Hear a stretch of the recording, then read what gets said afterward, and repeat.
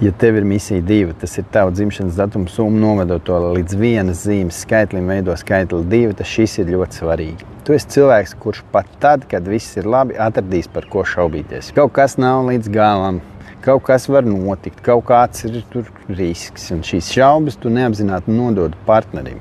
Tā attiecībās parādās trauksme. It kā dzīve iet normāli, bet tu redzi kaut kādu ziņu, dzirdi kādu stāstu, pamani kādu sīkumu. Un viss šis tiek ienests telpā. Rezultātā pāris sāk dzīvot nevis realitātē, bet tavās bailēs. Ja šo neatrisini, ģimene gadiem dzīvo spriedzē, pat bez reāliem iemesliem. Ko darīt, ja tev ir misija 2? Pirmais, fizisks slodzi katru dienu, sports noņem trauksmi no ķermeņa. Nākamais, pastāvīga mācīšanās, zināšanas atdzesē prātu.